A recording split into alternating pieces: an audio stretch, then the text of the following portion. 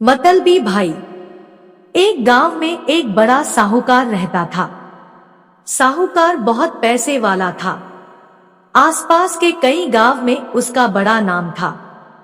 लेकिन इस साहूकार को अपने पैसों का, अपने रुतबे का और अपने नाम का बड़ा ही घमंड था। वह अपने नाम को बनाए रखने के लिए बहुत ज्यादा सोचता था और बिना किसी के भावनाओं की कद्र किए वो सब करता था जो उसे लगता था कि करना चाहिए। साहूकार को कई सालों बाद एक संतान की प्राप्ति हुई थी। साहूकार ने अपनी इस खुशी को मनाने के लिए अपने घर पर एक बहुत बड़ा कार्यक्रम रखा, जिसमें उसने आसपास के गांव के सभी श्रीमंत लोगों को और सिर्फ ऐसे रिश्तेदारों को जो पैसे वाले थे बुलाया था। पास के ही गांव में साहूकार की खुद की सगी बहन भी रहती थी, क्योंकि इन दिनों उसकी आर्थिक परिस्थिति कुछ अच्छी नहीं थी। इसलिए उसने अपनी बहन को तक इस कार्यक्रम के लिए नहीं बुलाया। साहूकार ने जिस कार्यक्रम का आयोजन किया था वह इतना भव्य था और इसके अलावा उसमें इतने प्रसिद्ध और श्रीमंत लोग आने वाले थे कि इस कार्यक्रम की चर्चाएं हर गांव में होने लगी। यह खबर उस साहूकार की बहन तक भी पहुंच गई। बहन को यह जानकर बहुत ज्यादा खुशी हुई कि इतने सालों बाद उसके भाई को आखिरकार संतान सुख प्राप्त हो ही गया। बहन ने सोचा कि भाई गलती से उसे इस बारे में बताना भूल गया होगा और अपनों को भला कोई न्योता देता है। भोली बहन ने अपने भाई के यहाँ उस कार्यक्रम में जाने की तैयारियां शुरू कर दी। जिस दिन वह कार्यक्रम था उस दिन बहन सुबह सुबह ही अपने भाई के घर जाने के लिए निकल पड़ी। रास्ते में अपने पुराने मैले कपड़े देख उसे ख्याल आया कि अगर किसी और के घर जाना होता तो मैं ऐसे कपड़ों में जाने की सोचती भी नहीं, लेकिन मैं तो मेरे अपने घर, मेरे मायके जा रही हूँ, वहाँ मुझे ये सब सोचने की कोई जरूरत नहीं है। जैसे ही वह अपने मायके पहुंची, वहां का भव्य आयोजन देखकर वह बहुत खुश हो गई और उसे अपने भाई पर बहुत गर्व हुआ। वहां पर वह जल्दी से जल्दी अपने भाई को मिलकर उसकी खुशी में शामिल होना चाहती थी। वह तुरंत सीढ़ियां चढ़कर घर के अंदर प्रवेश कर गई। उसने देखा कि उसका भाई मेहमान के तौर पर आए सभी धनाढ्य और नामी लोगों का स्वागत करने में व्यस्त है। बहन जैसे ही अपने भाई की तरफ उससे मिलने के लिए बढ़ी, उसके भाई की नजरें उस पर पड़ गई और अपनी बहन को ऐसे मैले पुराने कपड़ों में देखकर भाई ने उससे मिलना तो दूर बल्कि तुरंत बहाना बनाकर वहां से निकल गया। बहन ने सोचा इतने लोगों में बेचारा अकेला भाई क्या क्या करे, जरूर उसे कुछ काम याद आया होगा, इसलिए वहां से चला गया होगा। बहन बाद में अपनी भाभी से मिलने गई।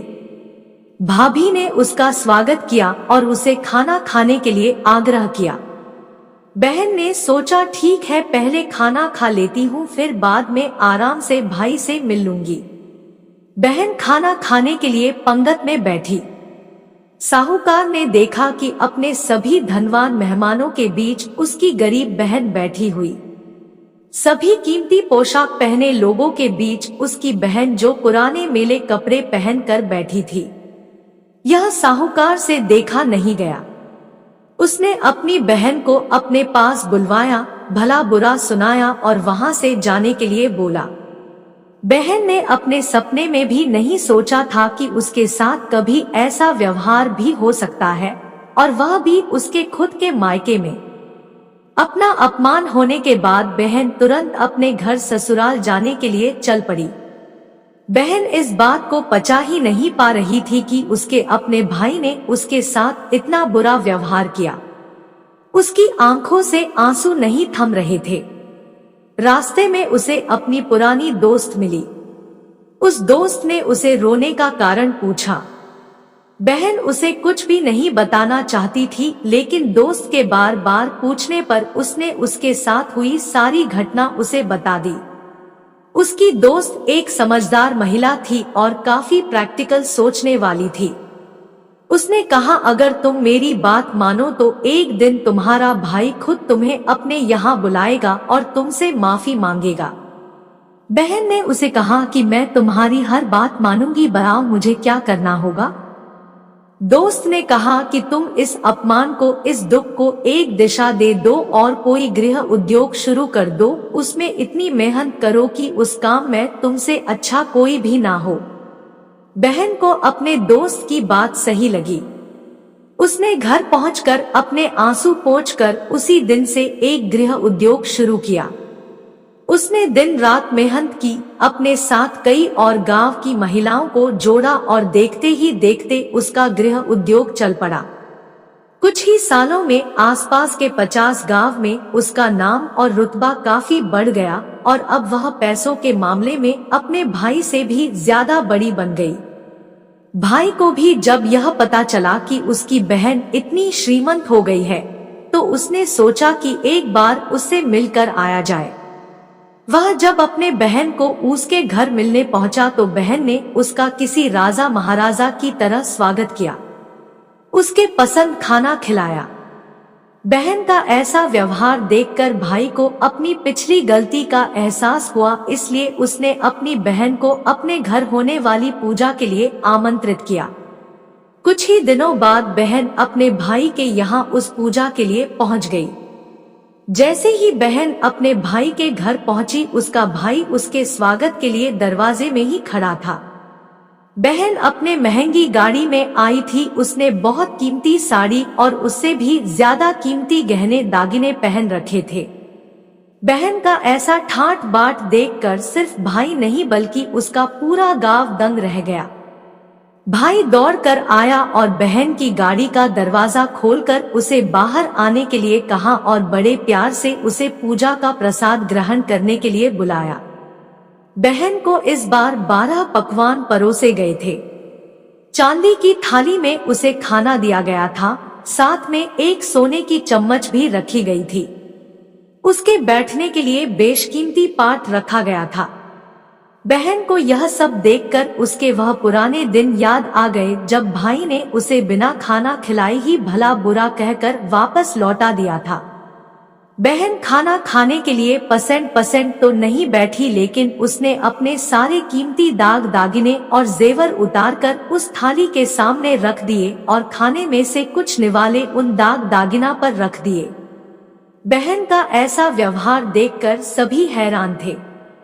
किसी को नहीं समझ में आ रहा था कि बहन ऐसा क्यों कर रही है, आखिर वह क्यों उन जेवरों को खाना खिला रही है।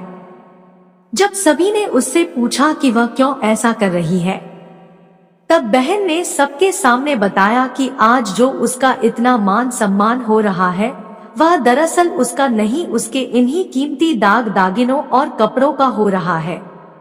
क्योंकि मैं तो अभी भी वही पुरानी साहूकार की बहन ही हूँ। अगर कुछ बदला है तो वह मेरी परिस्थिति है, मेरे कपड़े और गहने हैं। भाई ने अपनी गलती का एहसास होने पर इस बार अपनी बहन के पैर पकड़कर माफी मांगी। बहन जो पहले भी अपने भाई से निस्वार्थ प्रेम करती थी, उसने अपने भाई को माफ कर दिया और उसे गले से लगा लिया।